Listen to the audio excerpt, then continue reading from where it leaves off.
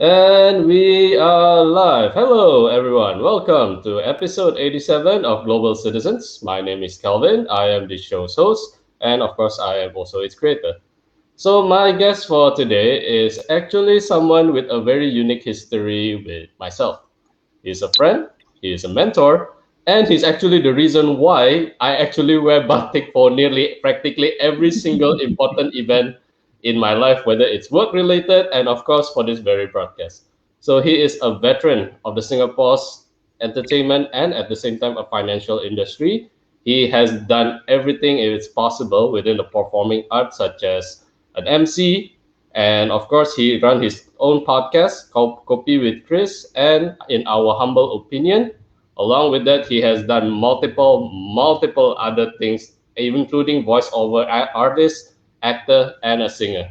So, without further ado, please allow me to welcome Mr. Chris Henson. So, how are you, buddy? Hi, Kelvin. Thanks for having me on your show. It's Yeah. different, all of a sudden, I'm a guest on a show instead of me doing what you're doing, talking to my Kopi kakis. But thanks for having me, man. It's nice to see you again. I've been wanting to invite you for a very long time, but at that time I was thinking of the right timing and what kind of angle would be most suitable. So, Really? but yeah, I've been wanting to. 87 episodes, mate. Then I come on. I'm Hey, just, come I'm on, just, I, I'm just fucking with you, man. So, no worries, no worries. Yeah, yeah, hey, yeah. come on. Yeah, dude, you've done this rodeo a lot more than I've been alive, dude. So I really Yeah, need to I find the haven't right done time. 87 episodes. No, but I haven't done 87 episodes of Kopi and Chris. It's not reached that level yet. 87 episodes. It'll It's get there. It'll not get there yet. faster than you think. It'll get there faster than you think, man. All right. For those of you who actually have watched this for the very first time, yeah, Global Citizen is an online platform that promotes intercultural awareness and study, and primarily advocated a group called the Third Culture Kids, which is basically like myself, where but that actually grow up outside of our own passport country and our parents' culture. And why I want to do this is I want people to realize this is not an extended vacation because we there's a lot of time whereby yeah it is whereby we come to a new country we have to adapt a certain kind of mindset we have to evolve ourselves like a chameleon in an environment that we want to regard as a home but may not be truly embracing us. So why Chris is actually here for today was because Chris is actually the first guy that I ever met in Singapore who is a Singaporean, by the way. Yeah, some actually when I announced this on my Instagram, people ask, "Wait, Hanson is not a Singaporean-like name. It's not a Malay. It's Really? not an Indian." Really? Yeah, some of my friends was Really? asking me. So wait, he's a Singaporean. I'm like, yeah, he's a red and white Born, Singaporean with born and bred, did my national service, finished my reservist as an NS man, paying my freaking taxes. Fuck yeah, I'm Singaporean. yep. I Here hope I you go. hope everyone's watching right now is satisfied with that shit. Yeah, I'm very much Singaporean. Yeah, and I speak Padi, I suppose. But hey, I just want to speak good English. That's about the size of it. Yep. Yeah, There you go, yeah. guys. So yeah, Chris has proven from his mouth himself. So yeah, Chris is actually the first guy that I know that actually can teach me something that is completely different than most Singaporeans who at that time when we met I was 24 years old. So back then I'm not a kid, but at the same time I'm still stuck with an early adult. And he's actually the first guy who actually can teach me and give me a different kind of perspective that is different than what I would actually hear from adults. So yeah, which is why he's here today. And well, I always pay tribute, and in the sense, I also express my gratitude to some of the people who inspired the creation of this thing, or me start pursuing my own aspiration as a speaker to invite them here. So without further ado, I'll pass the spotlight back to Chris. So all right, buddy. The Yeah. first question is After something. Yep. The first question is something that I like to ask a business owner. Can you rank this three according to which one is the most important? First one is people's connection, intelligence, or profit. Limiting to just three options. Three options. I would. Three options. So you say network, Yep. networking or network, and having a set network. The other Yep. one, of course, brains, right? Yep. And the last one is about what? Money. Just about thinking about making money, right? Yep. Oh man, rank them in importance or which is the most important? Is that what you're asking? Absolutely. My opinion Yep. would be intelligence, Absolutely. because Oh, if you're smart enough, right? If you're smart enough, you would know how to sit down and do your homework, which is not going to take you like a month, 3 months. You sit and you stew on that plan for 6 months, a year, until you're sure. If your brain tells you you're sure, then your heart wants it still, and you've got the kahunas, you take the plunge, then okay, you know? Um, because, I mean, you call me a business owner, I would just tell you that I've learned hard lessons, by not being smart enough to sit down and think things through before taking plunges in anything that's got to do with business. So, in my opinion, it's got to be that first. Now, the interesting part about network, dude, I'm of two minds about networks. One would be it's about who you know, right? That's a lot of what people always say. You're gonna get ahead. It's about who you know. Yes, I can agree to an extent. There's also another point of view, and that is about who knows you hmm. and whether or not people will want to gravitate towards you, whether people want to be associated with you. Right. So, what am I talking about here? It's about your own personal reputation. It's about how you want to build your own personal branding, right? And if you can't build your own personal branding, you can fuck it about building a company's brand. That's my opinion, not necessarily gospel, but that's what I believe in. Um, like you put yourself out there, you start your show, Global Citizens. You've done today's the 87th episode. You're getting yourself out there, right? Not just in your own native country, but also across the globe. Yeah, you do what you can. Uh, Kelvin is out there building his reputation, building his name, and building your brand. Yeah. Of course, naturally, as we are doing that, there are more and more things we will learn to make things better. You know? Especially if we're going to be dealing with stuff like what you're doing right now, media and all that, right? And you will learn the nitty gritty, some micro little stuff, uh, like angles, on lenses, on your cams. How's your audio like? Blah blah blah. But that's something else another day. Just to answer your question, networking works both ways. It's not just about who you know, but who knows you. Money.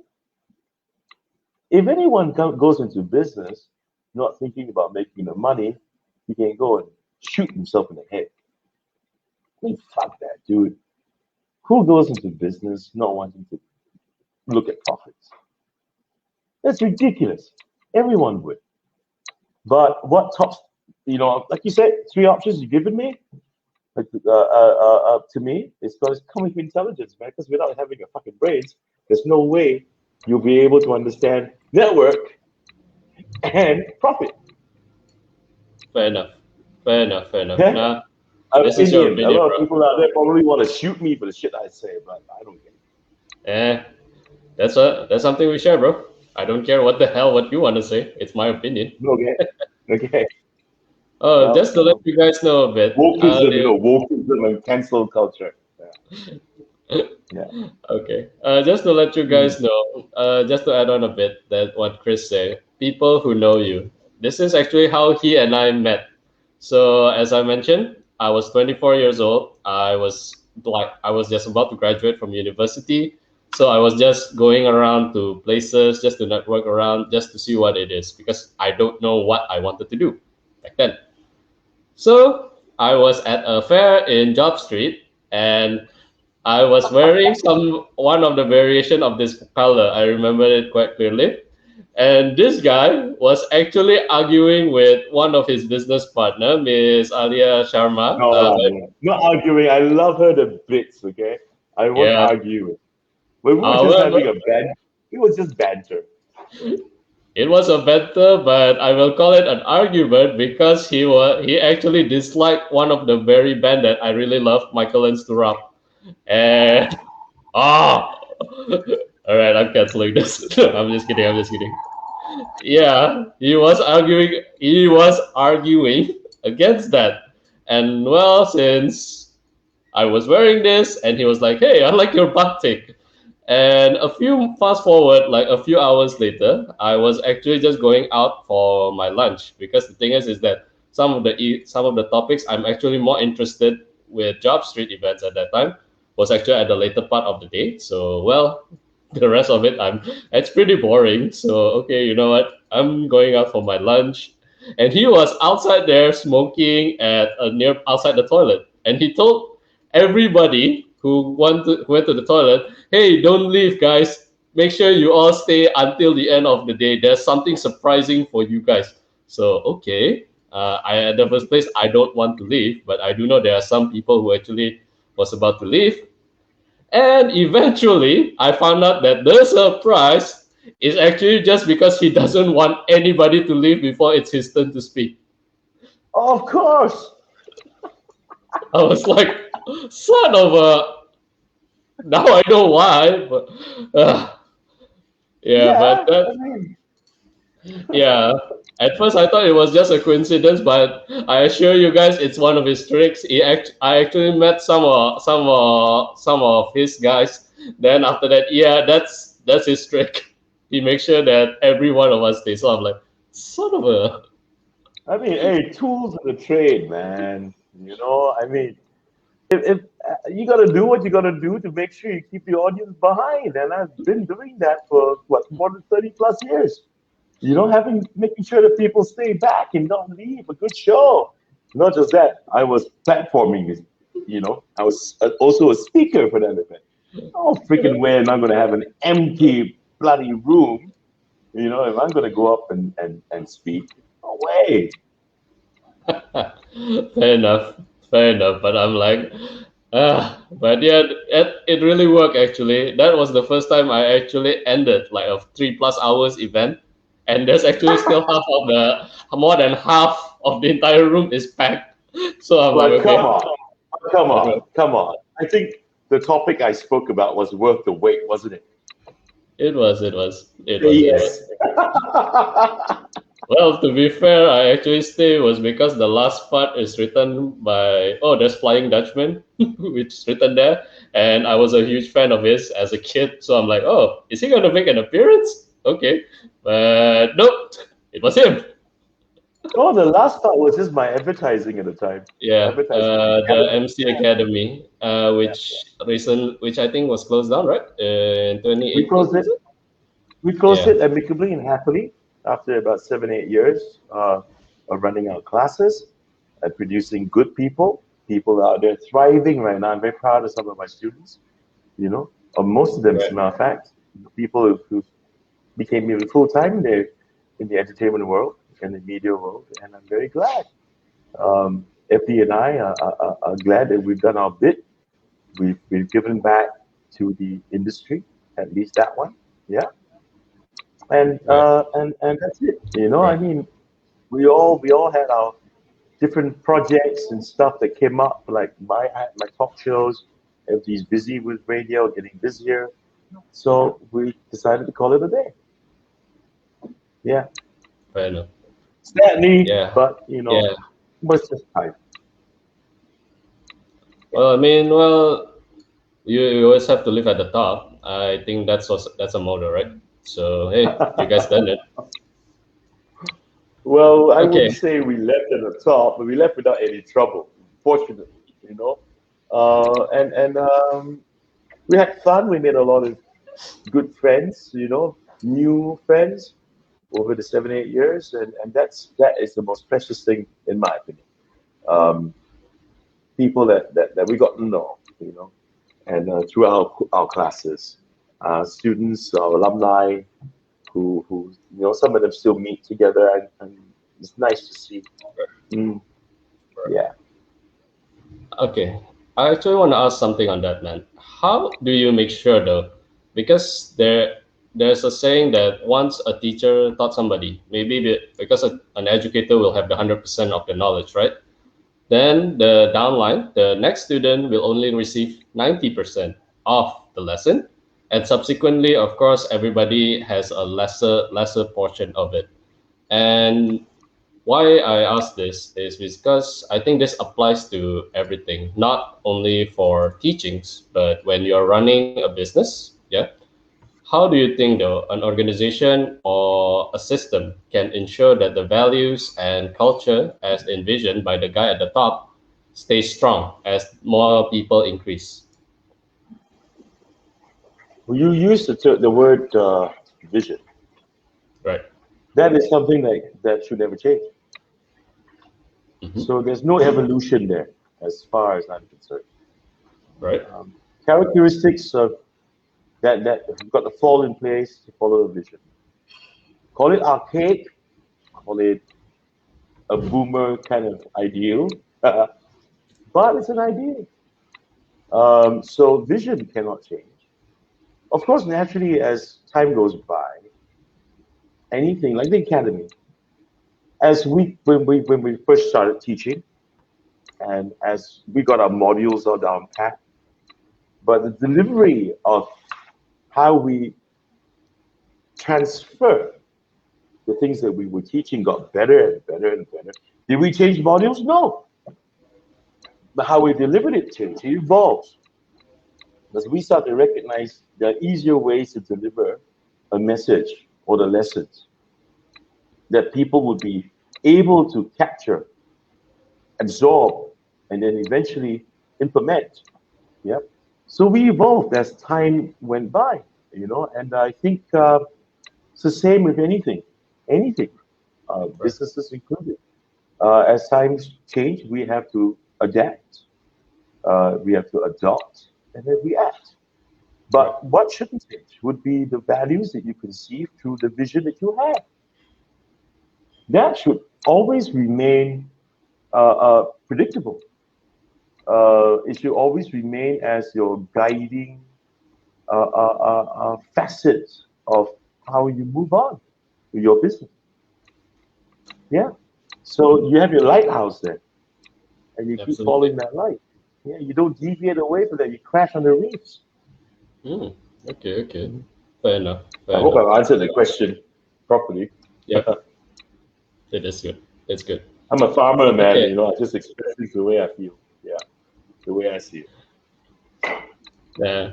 It works, man. I mean, yeah. I may seem that I'm gonna roast you a little bit here and there, but yeah, that's just the style that I want it to No, be because I it's don't a think you're little bit. roasting me at all, bro. Not yet. No, no, Oh no. wow. You're not No, roasting no, me at all. No. no. I was expecting you to roast me. It hasn't started. You mean you started roasting me already? Fuck off, dude. Wow. Come on. You can do better than that. Oh That's wow. not a All right. roast. Nah. Jesus. Okay. Let me add on a bit, but yeah, I really have a ton of respect for you, man, because like I said, I I was appreciate a that. I 20. appreciate It was a 24 years old kid, and well, I've always been somebody who is quite critical in the advice I receive, and yours was actually the first one that actually really give me a snap. It's because yeah, it really does make sense, and I really have a ton of respect for you on that. So this Thank is you. why you're here today, and Thank you. yeah, all right. Now we are actually gonna move on to my own area, which is Hmm. intercultural awareness. So I've lived in Singapore for over 15 years. I love the Right. country dearly. And well, Mhm. but I'm sorry to say there are certain times whereby I just can't stand her. It's like it's a developed country. It's considered the leader of Southeast Asia, and yet even if it's a country that accept a global mindset, but yet it seems as though the locals is still there's still a certain sense of contention. I guess is because well, if you go to CBD area, you will see most of the people, okay, or at least from my experience back then, I will see some everyone at the top is an expat, and well, whereas somebody who is a Chinese born and well, I'm not a local born, but I myself am a Chinese, doesn't seem to have find a way for me to get up on the ladder. That's what I've always observed in the past. And along with that, there's also something called globalization, whereby, well, the ideology from the East and the West starts colliding of sorts. And the thing is that, well, it's not an easy thing, as we see in the US at the moment. A lot of things that has been an attack to the Asian community is based on ideals from the past to undermine an Asian community. So we always carry over ideals to the present, and the thing is that sometimes the mindset of somebody who is older could not accept something that is new that could be developed from elsewhere. How do you think this could be bridged, Ben, between different generations? And well, this is it. We are becoming more global, so everybody has to learn to adapt, as you said. How do you think But that? there's a whole lot of things that's encapsulated in the whole, everything you've expressed Right. just now. It was a monologue on its own. So, I mean, what do you want me to address here? Generational gaps, Yep. foreign workers or foreign expatriates here in Singapore. What is it? If you want me Let's to generational go, gap, my brother. Let's use generational gap, brother. no, Because no. I the thing tell you is, what. I tell you what. I tell you what. Let me just go according to what you said all the way till the right, generational part. Okay. Yes, Singapore is, and I love my country. right, I love my country. Yeah. I love my people. Um, yes, we've moved ahead. We're a developed country. We are a real gem in the continent of Asia. Um, but it is quite prevalent in most cultures and societies in any civilized country, okay? Developed or undeveloped, or not so developed or developed people, yeah, third world otherwise. That people, society, uh, might fall behind in maturing and evolving as a people right, along with the economy, along with living standards. Okay? I mean, I'm not saying we're farmers, we're educated. Civil society, in my opinion, in Singapore hasn't evolved the way it should, but it's not uncommon. right, If you look back, even to today, perhaps, they're definitely still there. If you go to the United Kingdom, the term bloody foreigners came from them, yeah, right? There was a time in Australia um, when Pauline Henson was so racist as hell. If you, I don't know, but you're too young to know. Yeah, and she was from Queensland, and and Australia is already a melting pot of cultures of races yep, in that country. They're not that good either. They're not great at this either. Even I would dare say it probably does still exist today. Singapore any different?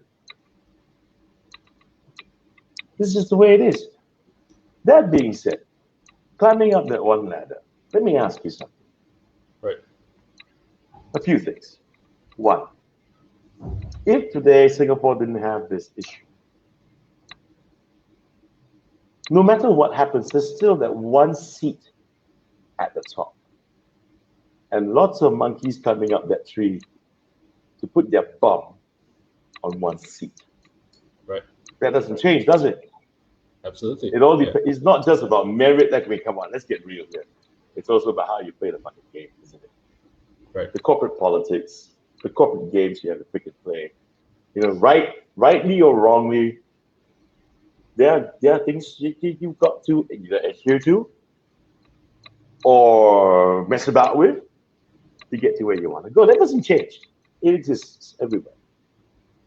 Now, but today it's not the case. Yes, you've got C-level management that's got, you know, for most MNCs, for many MNCs, not most, I take that back, for many MNCs, that's filled with people who are not Singaporeans. Okay? Or people who were not originally Singaporeans who are now naturalized. Yeah, converted. Yep. Yeah. How did that happen? I mean, we are a country that's really small, with a birth rate that's declining terribly. Yeah. To begin with, in order for us to grow, we would need to have greater expertise. Now, I'm not one to judge whether or not these people sitting up there have got the expertise. Hard to say, right? A lot of us can speculate that they don't, that most of us can't do the job. Maybe perhaps we can. My gripe is not about the lower rung workers, because we need them, because Singaporeans don't want to do the job. F&B jobs, plenty, you know, but Singaporeans don't want to do it. So, whose fault is this? I don't think we need to play a blame game here. Right. But what I do want to say is that if you're a foreigner, any country, not just in my country, any country, wherever you go, there's an old saying, right? When in Rome, Yeah. do what the Romans do. You need to play the rules of the road. When you are a guest in a foreign land and you are treated well, you have your housing paid, you have your car paid for, your wage is crazily high, perhaps even your fucking taxes are being paid too for you. You are living in a lap of luxury in return for your expertise, your presumably brighter brain, presumably. Yeah? Be grateful and be nice and respect the folk that grew up, live, and work in the country. Don't be rude. Don't be arrogant. Don't think you're smarter than everyone else. Fuck off. That's the only thing I want to say. Am I xenophobic? No, I'm not. But I just believe in basic respect. Then again, not all of them are like that. What I'm saying, who am I addressing, are those idiots who come here thinking that just because of the color of their skin, that they are definitely holier than thou, smarter than thou, kiss my ass. Not many of them are like that. Not everyone's like that. Yep. So I'm not generalizing. This is meant for those people. Then again, that being said, there are also local Singaporeans who also behave like freaking idiots. Yep. So is this a societal thing? I think in every culture, in every country, there's bound to be this issue. You know, cultural differences, people being disrespectful to each other, it happens. Yeah. Right. Just that I've encountered foreigners who are just downright racist. In my country, where I come from, that's something I don't like. Okay? Now, generational. What are we talking about here? We're talking about the millennials. We're talking about Gen Z. We're talking about. Okay, I'm going to tell you my take. Okay. Let's see. First, yeah. Sorry. Go ahead. Sorry. I got a lot to say about this. First of all, let me be very clear. I'm 51 this Sunday. I am not a fucking boomer. Get it right, young people. Boomers are my people like my mom, who's past 75. Okay? I am an ex-genner. I'm not a boomer. So get your shit right. Okay? Get your facts together first. Now, because some people think I'm a fucking boomer. I said, are you fucking kidding me, man? Look, doesn't it look like I've been born just during or just after the war? You kidding me? Okay, anyway. Millennials. The snowflakes. The My generation, I call it 1981, the lost generation. 1981 to 1996. I call them the lost generation. Do I dislike them? No. Do I blame them? Not really. Because why? Their parents are boomers. The real boomers. Okay?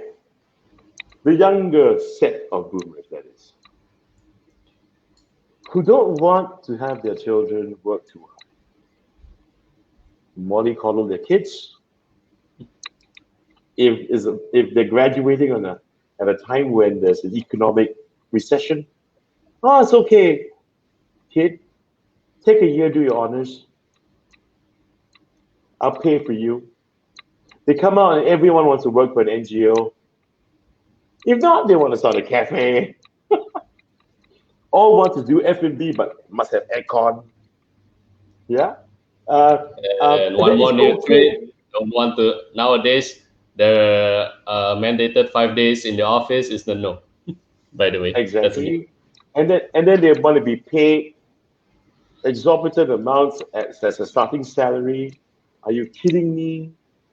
Okay. And and then the thing is not wrong to be late for work, for meetings. Um, they don't want, they don't like you calling them. Why don't you send me a text? Yeah. Guilty of that. Guilty of And then that. you know what? You know what? Nobody talks anymore, right? And you know what? They are now young parents. They are now in positions of leadership. Oh God. Yeah. And then you have the Gen Z, whose parents are ex-Geners, Yours. who's been through vomiting blood with the lost generation when they were in the supervising them. So they swore to themselves that when I have children, I am not going to let this repeat itself. So to be honest, I think the Gen Zs are great. Yeah, just that they're quirky with a couple of things. They're the TikTok generation, right? Yeah. Yeah. The millennials are the Instagram generation people. I'm Yep. still on Facebook because I'm a bloody ex-Gen. I'm on Insta as well, but fuck TikTok. So, at the end of it all, right? I mean, these guys do put in the effort to be a little bit more imaginative. So this is what I've encountered. To put in the effort for the things they love, which is similar to the millennials. Because the ex-geners, right? We work hard. We take ownership of things we decide to do because as long as it gets us to our objective at the end of the day, doesn't matter what we do really. Because we take ownership of things. We learn to like to do the things we have to do. Then now it's like, do what you love, do what you love, do what you love. Sure, I can buy that. I can. Do what you love, do what you're good at. That's cool. But make sure you're prepared to work hard for it. And no one's going to give you a freaking handout. But I see nowadays institutions pandering to them. And that's something I don't like. When I say institutions, I mean higher institutions, man. Universities, Right. not going to mention any more than that. They would pander to these people because they see when they are woke, and they decide that something is wrong, which might not even be, and they decide to cancel someone, institutions have proven that they do listen, which is ridiculous. It's ridiculous. Why should we pander? All in all, I still think the Gen Z's a Gen Z. I'm not going to say Z because it is Z. We're not Americanized. Yeah. So I think they're a better lot. Speaking of what you said in the U.S., the bashing of Asians has been going on. Right. Thanks to that orange fucking monkey Trump, right? This whole shit story, because they called it the Chinese flu, right? Right. Well, let's put it this way. The problem with America is this word called freedom that is taken totally out of fucking context. Here's the difference between Asians and the Yanks. We at least preserve some amount of conservatism. We at least have reserved for ourselves that freedom comes with a price. And we have to pay that price for freedom to continue. For you to freely have enterprise thriving. Now, you don't put on your fucking mask. Your enterprise, well, don't they learn? Haven't they seen old establishments in America that shut down? Sometimes I wonder about these people. Is your freedom, do you have the right concept of your constitution governing freedom? You can have kids with a gun going in and shooting everyone, shooting other kids, countless times throughout decades, escalating now, right? It's been escalated through the recent years, in recent years. And yet, it's our freedom to carry guns. We can use that to stop. How many of these kids have been stopped by a gun, except guns from cops firing back at them? They've got a warped sense of this word, freedom. And I always look at this whole scenario that's happening with these guys, and I can't help but wonder, I mean, are they really all dingbats? Fuck, I don't give a shit. I'll say it. Wake up, America. What's the point about bashing Asians? We're smaller than you pieces of shit. You don't need to take it out of us. We have a lot more population than you guys. Take it out on women. We take it out on women on the streets, spineless pieces of shit. You know? And I tell you one thing, I don't want that kind of culture here in Singapore. And my worry is that it will happen here. Because our youth so exposed to America. Now, I'm not American hating, don't get me wrong. I've got friends who are Americans. I'm talking about the country in general. I think they've gone down a shithole. Yeah. It sucks when I see, what are you doing? Why are you bashing Asians up, man? And you know what? You think what? I want to travel in the country? No way. No. Not on my travel list, man. No.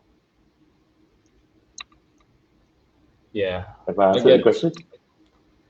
More than what I would have expected, actually. More than what I would have expected. I'm probably going to have a lot of haters when watching this show. After what I said. Yeah. Well, I'm being honest. This is my opinion. Hey, like what you say, man. Freedom comes with a price. Everything has its price to it. I mean, yeah, you have your rights to say. But Can you imagine Singapore? Right. Can you imagine Singapore if we're like that? The government tells you you got to wear a mask or else, and we don't. Look at our numbers. I'm proud of the fact that we have got so few, more often than not, 0 days of community infections. Oh yeah, it's true. It's true. Look at our numbers. I You actually keep look at track the of UK. Singapore's development every single Yeah, time look at the something UK. domestic started. Look at the UK. They're out of AstraZeneca. We are kiasu to the point where it benefits us. You want to tell us about freedom? We tell you about discipline. America, do you fucking recognize that? Do you remember what discipline meant? Or means, sorry. Because the greatest generation that came out of your country fought Hitler and the Japanese. They had discipline, they had desire, they were brave enough, and the world is grateful to the US for the shit. Where are you now? You're a disgrace. Just give me a moment, Chris. Yeah. Well done. Well said, my friend. I love it. Okay. Well said. Well said. Speaking my mind. Fair enough. I actually want to piggyback a little on that, on freedom and discipline on this thing. Mm-hmm. You are a father of one. Yeah. You have a talented son who is I think who just recently developed a passion for cooking. I saw a lot of his stuff on Instagram. That's fantastic, by the way. One of the few things that he has developed, yeah. Hopefully, it's not TikTok. No, but I think media-wise, he's got a good eye for for taking picture for picture taking. Oh, He's got a good eye in doing stuff like turning his wrestling action figures and making them fight and all that. You know, using wires and filming them. And, you know, I can't remember what that whole process is called, but he learned it off YouTube and then he started doing it himself. stop motion. I think it's called stop motion. Yeah, that's it. Yeah, stop motion. That's the thing. Yeah, thanks very much for Yeah, yeah. remembering me to remind me about what it's called. Stop motion. He said he did that like a year ago, a year plus ago, 2 years ago. He started doing stop motion. Yeah, cooking. Yeah, and yeah. So as he grows, I suppose there'll be more interests that he will develop. All right. Yeah. I'm looking forward to see that. But okay, so why I actually asked this is this: Mhm. maturity in Asia is based not on how capable you are in making decision, but people tend to misinterpret it as how obedient to you are to your parents. Whereas in the West, as we have discussed, is freedom. And well, sad to say, the as the generation pass, the discipline that you mentioned has diminished. Mhm. What is your take though on raising the post-millennial generation, and how do you think there can we can create some is there a system whereby balance of discipline and freedom could be a middle ground in between? You know all that. Let me tell you what. As a father, as a dad, number one lesson teach a child is resilience. Okay, that you're gonna sometimes you're gonna have your ass handed to you. Life does that. How do you resolve to go through that? Because resilience is about what? Sometimes it's trial by fire. Sometimes you've got to understand that you need to um, Or in my father's way, right. tough love. Tough love. No, Tough love no, is no, right. no, no. No, I'm not even going there. No, tough love It's not by beating beaten up directly, it's- but what I am referring to is let expose them to failure, expose them to mistakes, and don't be a sugar coated. Don't they yeah, got a C. Don't go yeah, into the teachers and tell yeah, them my son shouldn't be getting a C. Don't protect them yeah, from their yeah. mistakes and failure. Let them learn from Exactly. it. And I don't. I don't. Even when I talk to his teachers for parent-teacher conferences, and I said, I'm not finding any excuses for my son. I'm not going to be defending him, but I like to understand so that we can work with him. What's important with the younger generation today is that we have to also recognize that most of them cannot take tough, too tough, too tough love treatment. But what we always endeavored to do was to get him to make decisions on his own. We discuss the options, choices. Right. We let him consider and let him make decisions. And then he has to know that whatever decision you make, you got to live with it because you're committed to it. And that's where resilience has to come in. Right? Fair enough. And also along the way, learning commitment. And I always tell him, I've always said so to him since he was in nursery to now, son, never ever be afraid of hard work. No one has ever died from it. Many have from the lack of it. Okay? Fuck freedom. Your freedom is gained when you've learned through life, you learn how to take, you learn how to give. Okay? That's your freedom. Because whatever we do, everything is earned. And when you have that, that's your freedom. Because you have the freedom to now say, I did this. I got this done. I have the freedom to make things happen. That is what it is. Okay? So all this talk about freedom is taken from a too benign angle. So benign that eventually it becomes a cancerous tumor. So we got to take it out. Yep. In my opinion, freedom should not be taken in that kind of context. That it's up to me. I have the right to whether I want to put on a mask or not put on a mask. Fuck off. You also have the freedom to decide to keep your neighbors safe. You have the freedom to do right, and you have the freedom to do wrong. So that's what I tell you. The freedom of choice, the freedom to make decisions, whether it's right or wrong, good or bad. So, in my opinion, making him think, and hopefully he'll be industrious. What's more scary, though, Kelvin, would be the very fact that kids today have so much exam stress, so much adolescent stress, right? And that when they're into the adolescence, that you worry about them taking a long walk out of a short balcony. Is that something real to me to be worried about, to be concerned about? Fuck yeah. Yep. Because just 2 days ago, two girls, a 15-year-old and a 16-year-old, just took a plunge down 26 floors. Now, is this a I have reality? It is. something. I actually have some personal experience with that, and it's well, you know how in secondary schools you meet people who from other schools. I've Yeah. actually known somebody who did that, who took their own life from failing So have I. examination.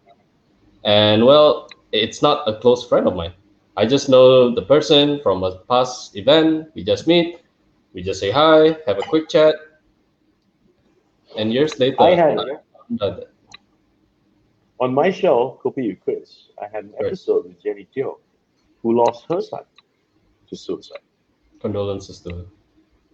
Yeah, that was last year, when she was on my show. And since then, my concern's always been that. Because we don't know what goes through a kid's head. What are parents for? Not to mollycoddle, but to work on giving strength. And yeah, that's my parenting. Hope I answered the question too. Beautifully, beautifully. This is going to be my last topic for you, actually. Sure. It's Sure, man. actually from one of your first episode of Kopi with Chris. Or Mm-hmm. was, or was it in our humble opinion? I can't remember which. It was a year back. You at Mm-hmm. that time, one of your panelists that you have is Kyle Rabin. A shout out to him. Kyle. Right? Yeah. Yeah, Copy you, Chris. Yeah. Kyle. yeah. Kyle Robin. Hey, Kyle. Hey. He the people's Shout MC. out. Yeah. Why I Yeah, yeah. actually why that particular episode is still something that I remember very vividly is because I remember one of the things that he said was that when he told people that he's an MC, people don't take him, that don't even regard him firstly as an entertainer, and second, it was viewed very negatively that even the mom tried to put up a potential suitor for him, the girl doesn't even want to meet him. Simply was that. What I know that, well, I mean, this is Singapore's entertainment industry is growing, I guess, or has grown. I don't really know the full detail of it as I'm not part of it. However, as I grew up, when by the YouTube generation was starting to boom up, yeah, and we've discussed about the the unwanted, if you want to call it, the fucked up rise of the cancel culture. Now we actually come to an era whereby academics is not always the priority. What is your Really? take? Oh, here's the thing. Well, it's not always. Well, It's my take. I'm not going to Yep. belittle academics. You know, Well, no. yeah. You gotta learn. You gotta have your school. You gotta have your Oh, yeah. studies. You gotta, What I'm you know. referring to is this, man. Do you think though nowadays, what can somebody who wants to pursue something that is not just academic focus, what can Hmm. they actually now do for it? It's because okay, we do people tend to look at maybe role models, yeah, for to see an example when you want to move forward. And in an Asian community, as you know, if you're not a doctor, you're not a lawyer, you're not an engineer, means you are considered the black sheep of the family. You don't have to look so far, man. You're looking at a guy that has only four O levels. Okay. Yeah, fair enough. From the normal stream. Yeah. Kind of shunted. Uh, by not many. I must admit, I got great teachers, but there were one or two, who thought that people like me were amount to nothing in life and told me that to my face. Um, there was someone I was with before my wife, whose parents warned her about me,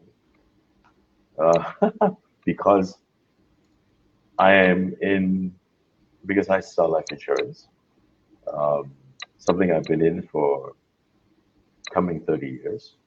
And I'm also an entertainer, something I've been doing for more than 30 years. And plus, oh, here's the kicker. Plus, I'm Eurasian. All the labels, man. So when I look at my life, I ask myself,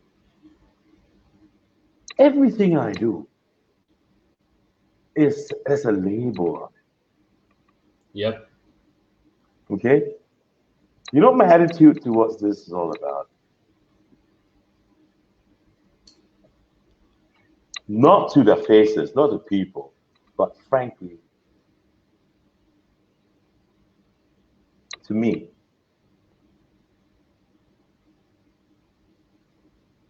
To forget about all this, ignore, and just prove it. Then eventually, as I get older, I realize there was nothing to prove to begin with. I think society, well, I don't think it will ever happen. I hope it does, long shot. Have to stop the labeling. I think the school system has to improve. I think people ought to be looked at for their abilities and not for the pieces of paper. What can be done today? You know, this COVID-19 pandemic has thrown more than just a spanner, into the works. Um, it is more than just one piece of turd that hit the fan. Yeah. Yep. You said just now, people go on YouTube, start trying the media stuff and all that. If you ask me about people, entertainers, real entertainers, well, Carl Robin is one. He's fantastic. Yep. I'm proud of him. Seen it. Yeah, I'm proud of Carl. I really am. He was from the MC Academy too with us. I'm not taking credit for it. It's all Carl. It's all him. Yeah. Um, and musicians, great musicians we have in Singapore. Has the entertainment business improved in Singapore? Fuck no. Yeah, Stephanie's son No. even Was need to go to Australia or something. yeah, look, we're talking about the entertainment scene, across the Yeah. island, not just celebrities and shit and all that crap. Yeah.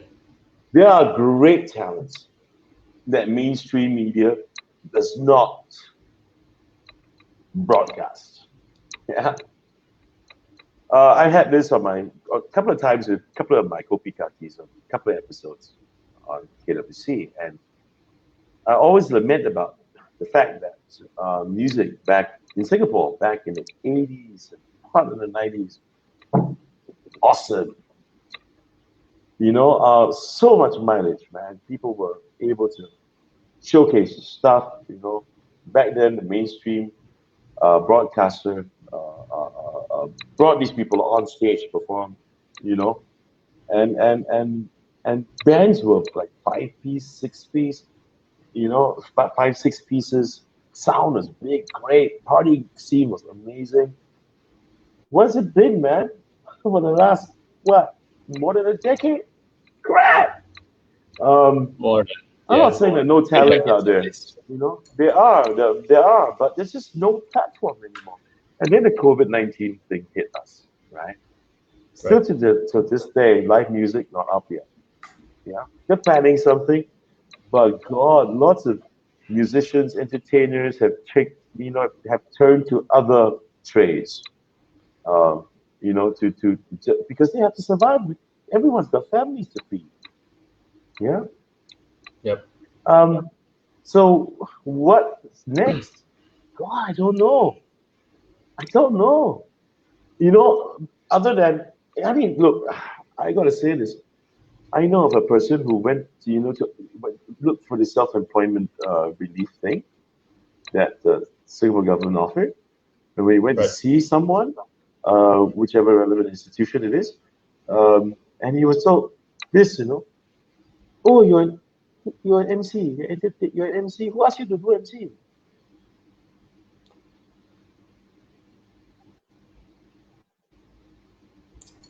You know what I think? You think you can do this? You think you can pick up a microphone? You think you can go on stage in front of 500, 1,000 people and do what we do? You think you can? Or try to go in front of 10 people and imagine 10 people say you suck. I've done. I've gotten that before, Yeah. by the way. Yeah, it's just not right. Again, as I said, labeling. So what's next? God, I really don't know. I don't. I don't. I'm lucky. I'm very lucky. I've been doing voiceover work for a long, long, long time. I've got voiceover jobs that land on my lap. I had KWC that landed on my lap just when Circuit Breaker started, and IO, in a humble opinion, just when Circuit Breaker started. The first few episodes were all done from home. Yeah. Yep. I saw it. I Um, saw all three. yeah. All So three. so I've been lucky. I really have. Plus I've got my principal business. My primary preoccupation, which is great because I think whoever I'm with, I'm not going to mention names, not now, not in front of everyone. And they've done great stuff in making sure that we stay in business. So in that sense, yeah, I'm lucky. I am. Thank God for that. You know, but not many people are lucky. No. So what can they move to? I don't know. I don't know because not everyone be social distancing. My worry is that once the social distancing is actually okay, it's done. Okay, everyone can go out together again. And get closer to each other, and that's not going to happen anymore because why? People are too used to not being close to another human being. Right. That's my worry. They don't stand so close to me. My goodness. You know the song from the Police a Is long that time ago in the 80s? Don't stand so, don't stand so, don't stand so close to me. the police? Sorry, my. I'll Sting, try to listen sting, to it. I'll sting, try to listen to sting. it. Yeah, so they had that song on in the 80s, and my goodness, prophecy, man. And just think about this. Will it really be that people will come back together again? Please, I really hope so. I really, really do. That the next person will say, hey, come on in, man, give you a hug when we're allowed to, when this is all over. I hope so. I hope so. Right. People need people. Right. So as long, if let's say, for example, something like that happens, that it's over, we've all been vaccinated, we have herd immunity, take your masks off, everything's back to pre-COVID. One day that happens, then yeah, I'll be happy for my musician friends. I'll be happy for my DJ friends. You know, I'll be happy for freaking me because I miss a live audience. Yeah, I miss a live audience, man. There's nothing like the vibe you get from people. Right. Um, but I hope so. And should people become an entertainer? Well, living in this pandemic today, I would, in the past, I would just stand up and go, yeah, don't be afraid. Today, dude, you have to stifle your soul, man. So the thing about being an entertainer, man, I need to have my fix, and my fix is the microphone. My fix would be an audience. It's just soul screaming out. The moment we don't have that, and if you're an aspiring entertainer, and you have to do your best to quash all that, it's equivalent of taking a knife and slitting your wrists. Your wrists. So I feel terrible for people who want to do this, and for me to say maybe not, or maybe I should just say wait and see. For the moment, have your fix in the toilet and sing. Yep. Did I go off No, tangent? Tangent? no, No, right? that's beautiful, man. Well, the main idea that I want to know is that, well, I think you cover it pretty well actually, but well, the initial area that I wanted to ask you is that Mm-hmm. how can there be more support for the past generation, or even if anyone that is actually providing it, to give that platform for aspiring entertainers? Because as you said, If I may tell you this, man, yeah, uh, if the community of entertainers is so tight, I think certain solutions would have been found. Difficult though. The lobbying would be a lot louder. So, as it tell you, will the older musicians reach out and engage and help the younger, aspiring ones? No, because they have their rice bowl and they want to protect. That's how people are like. I think it's the same in most trades. You know, I can't have Right. you doing better than me. Then there'll be those like FD myself who started, the school, the academy for those years. I mean, there have been people in certain quarters of the industry that said, "What are you trying to do, man? You think what? You can be trained to do this?" And I say, my reply would be like this: one, what do you think? You're born talented? Sometimes I have my doubts. I don't think you. If you think you're that damn good, I don't think you are. But you think you are, and you think you're born talented. Come on. Secondly, if you're that damn good, you never worry about competition. You don't even think about it. You do your thing, right? So we've had those people, those kind of people clamoring.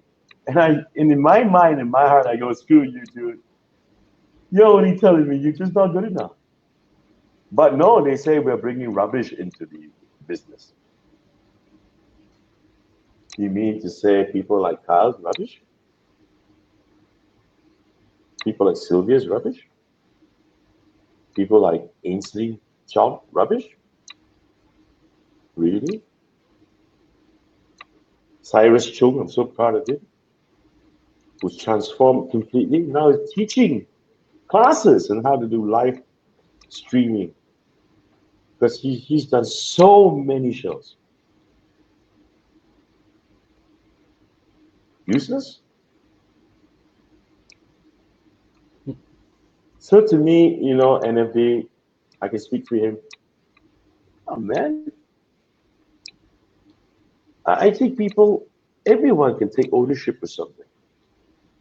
Learn to get good at something.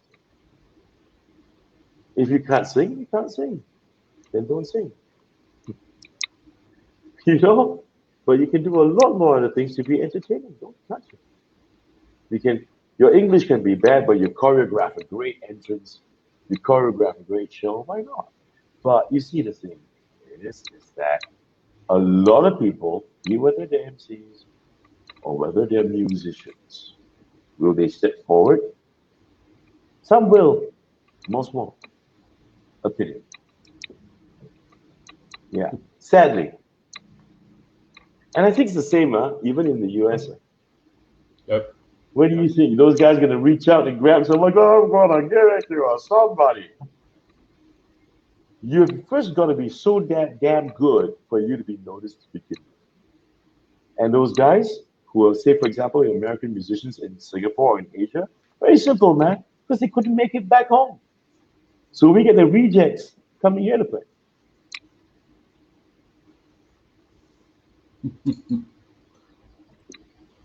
Truth, and truth freaking hurts. Yeah. Hey, I mean, well, that's the way the world works. I mean, but it's just everything. I guess is on your perspective on how you can handle the grind, and well, keep true to yourself. And well, if you're good, you're good. If you suck, well, find something else. Can I say? No, well, you suck, you can try again, see where you suck, and do something about it. And if you get better at it, great. And if you don't, yeah, fuck off. But if you're good at it, if you get good at it and you're still determined, then I'll say one thing: being indefatigable, being determined, gets you places. People do improve. People do get better. People do learn. But if you're going to take up space when you're not giving it all you've got, come on. But I think people deserve a chance, especially if they're going to work hard at it. They deserve a chance. So go ahead and get it done. Yeah. Sorry, That's man. like I'm just, I know I sound brutal the whole time throughout the last 1 hour, but nope. That's why I invited you you here. asked, you asked, you That's why asked, I I invited you here. That's why I invited you here, brother. Actually, anytime, anytime. that would have been that what you said would have been the perfect line to end this thing. That's really good, man. That's really good. All right. Well, So that's everything I have to ask. Sorry, Chris. Yeah, anything you want to say? no, I'm good. First, again, thank you for having me in your show. It's quite refreshing to be on the other side of things, other than what I'm always used to, interviewing people, having Kopi conversations on my talk show. It's good to be on the other side. Yeah. So thanks again for having me. I wish you the best. My pleasure, man. My pleasure. Yeah, like I said, I've wanted to invite you for quite a while, and but I don't know how to approach the right kind of angle. So now we finally managed to get the right kind of angle. Let me tell you something, man. You can throw me whatever fucking angles you've got. I will still go for it. So it really doesn't matter. So next time, don't be shy. Yeah? Just go right Uh, hey, come on, man. Like I said, ahead. yeah, you're somebody that I really respected, and well, I just want to deliver the best part, right? Oh, Thank you. oh wait, Thank there's you. somebody Thank who you. lived a like. It's Mr. Tan Ting Xiang. Oh, thank you for living a like, guys. Living a like, dude. Oh, Uh, thanks. Wow. all right. So for those of you who are on Instagram, DX, right? DX, Tan Ding Xiang, right? Hey, correct. DX. Oh, your contacts, man. Hey, what's up? Yeah, one of my alumni. One of my alumni. Yeah. Yep, you got a good teacher, guys. Even though sometimes he might intimidate the crap out of you. No, I'm a sweetheart, man. Come on. Yeah, sure, I believe you. All right, I'm a sweetheart, man. all right. For those who are watching here, the replay will be available later on Instagram TV and on my own YouTube show. So there's also a link to some of Chris's social media, and if you do want to inquire anything to him or even to myself, you can reach out to that. So if you guys are interested to try to create a live stream like what I'm doing, there's a link to StreamYard. You guys can get a $10 credit. You can use this software that I'm using now. And last but definitely not the least, I just have to thank Chris for making the time to come here today. Thanks very much, Calvin, for having me on and for talking to me for the last 1 hour. Hey, it's a good 1 hour, man. It's a good 1 hour. Now Yeah, I how had the fun. I hell had do I, fun. now I only know how to edit the whole damn thing inside Instagram since they only allow 1 hour. Good So luck. yeah, I'll figure something out. I'll figure something out. No Don't worries. don't forget to put explicit content for YouTube. Yeah, just in case. Brother, because of every my single one of because my of my content, because of my mouth. Yeah. yeah, all of them are already explicit from day one. So yeah, who Okay. cares? Then it's cool. I'm like, fuck that, dude. I'm a millennial gen, and most of my viewers will be around that age anyway. So this is how we Okay. I ain't no boomer. Get it right. Okay, I think this has been a sore spot for a while. So I can change the title to that. He ain't no boomer. I ain't no boomer. Yeah. All right. Okay. Okay. And with that, that's the end of Global Citizens, episode 87, Lights, Camera, Kopi. Conversation with Chris Henson. Do take care, everybody. And as what Chris has said, guys, freedom comes with a price. And, well, implement some discipline with it. It's not about what you wanted, it's still what is for everybody. So do what needs to be done, and don't be stupid doing it. Take care, guys. Bye. Thanks, Calvin. Bye, everybody.